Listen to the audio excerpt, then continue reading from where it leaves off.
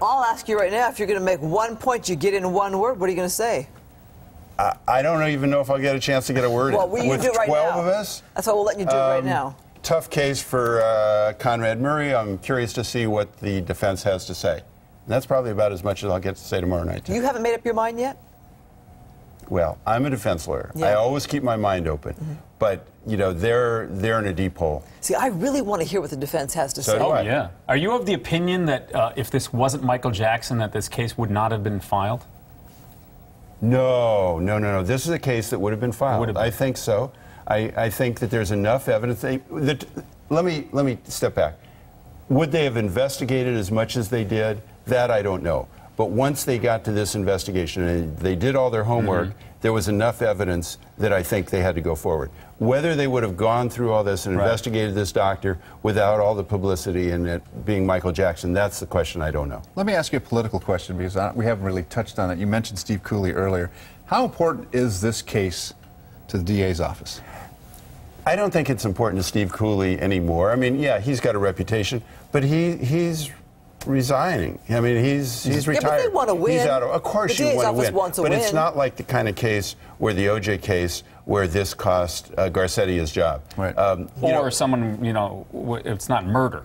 Right. I mean, obviously, it cost Michael Jackson his life. Obviously, they take Steve Cooley is an honorable guy. He takes pride in his office, so he wants to win because I'm convinced he wouldn't be doing it unless he thought Murray was guilty.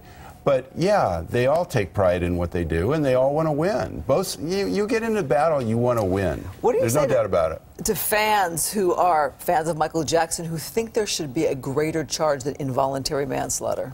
Do they really think that Dr. Murray wanted to kill Michael Jackson, that he did it intentionally? Here's a guy that if he's alive, Murray is getting $150,000 a month. I mean, the guy who's in bankruptcy. I mean, he had a lifestyle that commanded a lot of money with all the women that he was involved with and all that stuff. Do those people seriously think that he wanted to kill Michael Jackson? I can't imagine they'd think that. Is that enough for reasonable doubt, do you think? Because I think that's kind of the picture they're going to paint.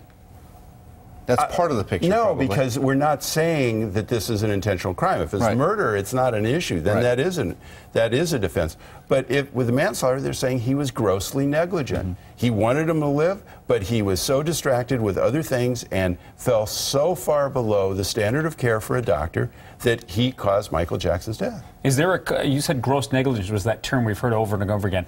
Is there a one-sentence definition of involuntary manslaughter in your 30 view? seconds.